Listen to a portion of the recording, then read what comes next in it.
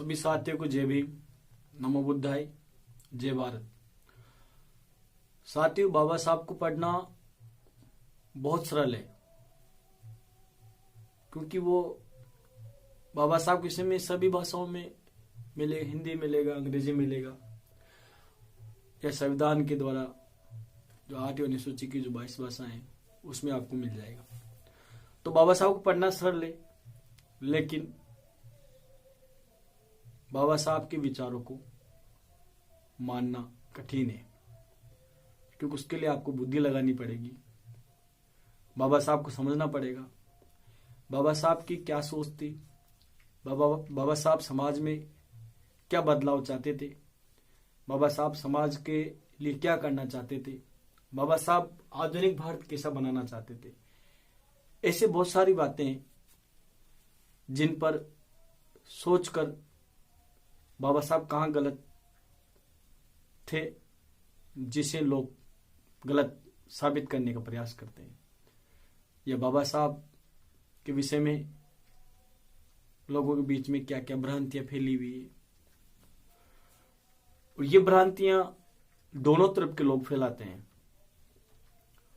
कुछ लोग वास्तविकता को छुपाकर कुछ ज्यादा ही बता देते हैं, और ज्यादा बताने का नुकसान ये होता है कि लोग उसको स्वीकार नहीं करते हैं, और कुछ हैं जो उसे पचा नहीं पाते।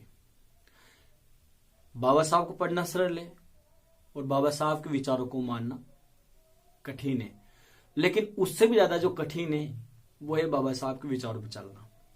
तो बाबा साहब को पढ़ना सरल है, बाबा साहब की तस्वीर को साथ लेके चलना सरल है, लेकिन बाबा साहब के विचारों को मानना कठिन है।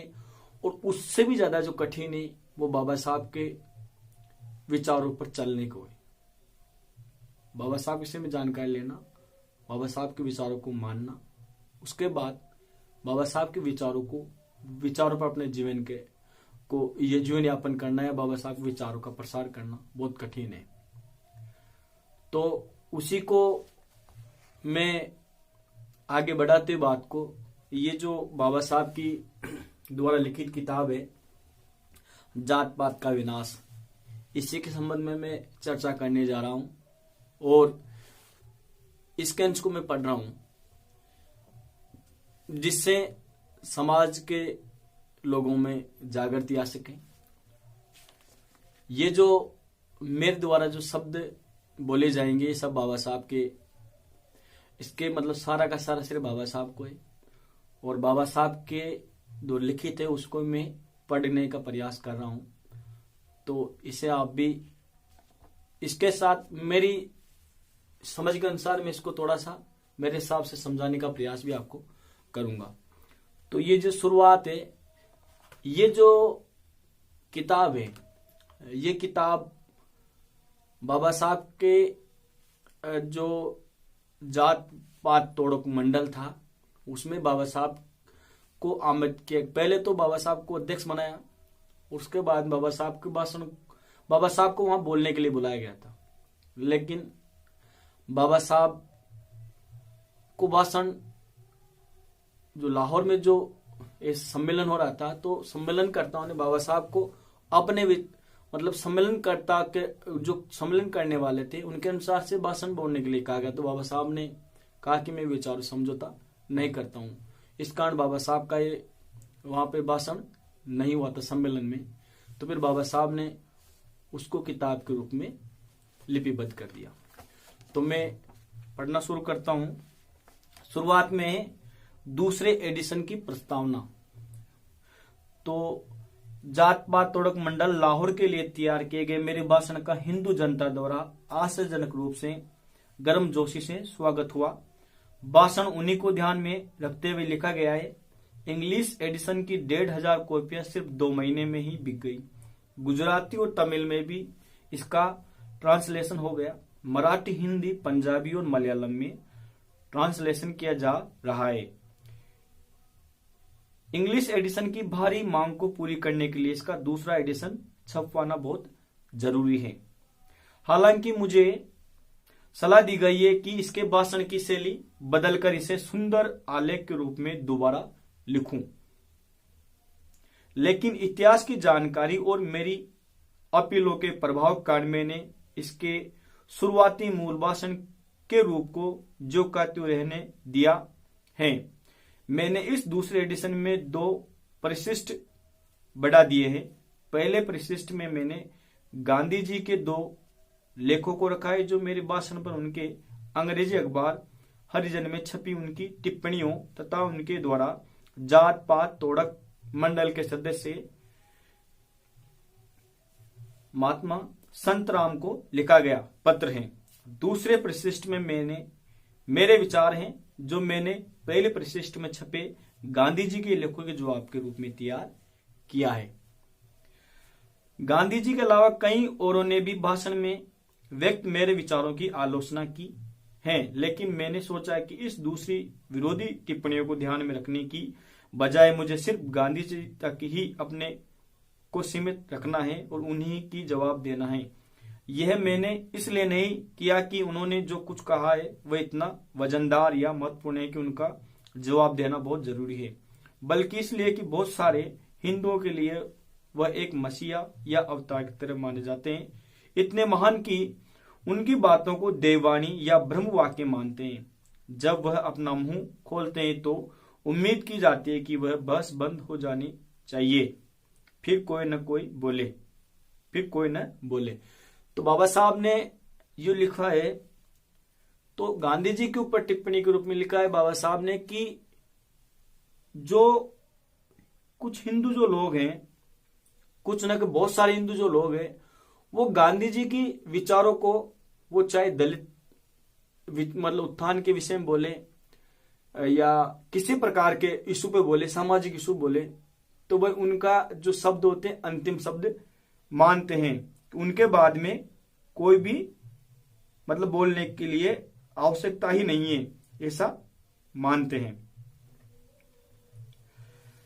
लेकिन दुनिया उन विद्रोहों की बहुत कदर करती है और एहसानमंद हैं जो ऐसे मुख्यों या धर्माचार्यों के सामने विवाद में तर्क रखने की हिम्मत रखते हैं और जोर देते हैं। वे महान कहे जाने वाले व्यक्ति ऐसे नहीं है कि उनसे कोई नहीं गलतियां चूक हो सकती है।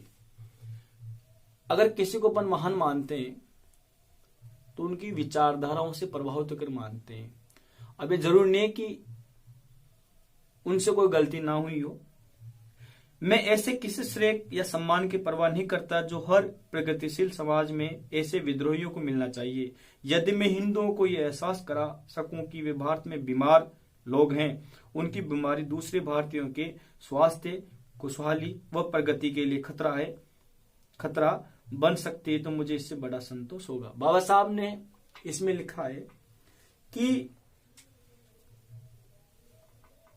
जो उन्होंने जो हिंदुओं से समझो एहसास कराने के लिए बीमारी के लिए कहा है, वो ये है कि जो छुआछूत की विषय में जो लोग भेदभाव करते हैं, तो बाबा साहब ने उसे बीमारी बता कहा है कि वो उससे कुछ तो जाते हैं। जो छुआछूत जो जातिवाद जो लोग करते हैं, किसी को नीचा मानते हैं, लेकिन ये वो नहीं सोचते कि मेरे इस प्रकार के व्यवहार से जिसके साथ में ऐसा व्यवहार करा उसको ठेस पहुंचती है, उसको हानि होती है, नुकसान होता है, वो कितना परेशान होता है, ये लोग नहीं देखते हैं। तो ये दूसरे एडिशन था। और तीसरे एडिशन के लिए देखते हैं। तो तीसरे एडिशन की प्रस्तावना किताब के रूप में इस आलेख का दूसरा एडिशन सन 1937 में छपा था और बहुत ही थोड़े समय में वो बिक गया। काफी समय में इस किताब के नए एडिशन की भारी मांग आ रही थी। मेरी इच्छा थी कि मैं इस किताब को नया रूप दूं और इसमें अपने एक अन्य आलेख भारत में जातियां, उसकी रचना, उत्पत्ति, विश्वास को भी शामिल कर दूं, जो इंडियन एंटिक्वेरी जर्नल के मई 1917 के अंक में छपा था। लेकिन मुझे समय नहीं मिला और ऐसा करने की अब संभावना भी बहुत कम है। ऐसा न कर सकने से मुझे कुछ निराशा भी हुई, चूंकि लोग भी लगातार इसकी मांग कर रहे थे। इसलिए इस तीसरे एडिशन के लिए इसके दूसरे एडिशन की को ही जो का त्यों फिर से छपवा कर ही मुझे संतोष करना पड़ रहा है। मुझे इस बात की बहुत खुशी है कि मेरा यह आलेख इतना अधिक लोकप्रिय हुआ है। मुझे उम्मीद है कि यह अपने इस उद्देश्य की पूर्ति करेगा जिसके लिए ये लिखा गया है। ये आलेख था 1 दिसंबर 1944 को। अब ये है आमुख जो बाबा साहब को वापस लिखा गया था। पत्र व्यवहार 12 दिसंबर 1935 को जात पात तोड़क मंडल के सचिव महात्मा संतराम का मुझे पत्र मिला। बाबा साहब ने जब ये लिखा जात पात तोड़क मंडल को, तो उसके जवाब में बाबा साहब को जो सचिव थे जात पात तोड़क मंडल के महात्मा संतराम, उन्होंने वापस लिखा है। मेरे प्रिय डॉक्टर साहब, आपके 5 दिसंबर के पत्र के लिए बहुत बहुत धन्यवाद। मैं माफी चाहता हूं कि आपकी आज्ञा के बिना ही मैंने उसे अखबार में छापने के लिए दे दिया है। दरअसल इसके प्रचार प्रसार करने में मुझे कोई हर्ज नजर नहीं आया। आप एक महान विचारक हैं और यह मेरी दृढ़ राय है कि जात पात के मामले में जितना गण अध्ययन आपने किया है उतना किसी दूसरे ने नहीं किया। मैंने और हमारे मंडल ने आपके विचारों से हमेशा बहुत लाभ उठाया है। मैंने कई बार इन विचारों को मंथली मैगजीन क्रांति के द्वारा प्रचार भी करता रहा हूं और कई सम्मेलनों में उन पर व्याख्यान भी दे चुका हूं। अब मैं आपके इस नए फॉर्मूले की व्याख्या सुनने के लिए बहुत उत्सुक हूं कि जिस धार्मिक भावनाओं व विश्वास पर जात पात आधारित है, जब तक उनकी जड़ों को नष्ट नहीं किया जा सकता तब तक इसको मिटाना संभव नहीं है।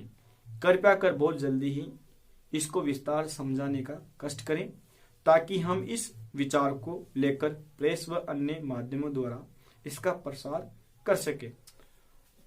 अभी तक मुझे इस फॉर्मूले का भाव अच्छी तरह से समझ में नहीं आया है।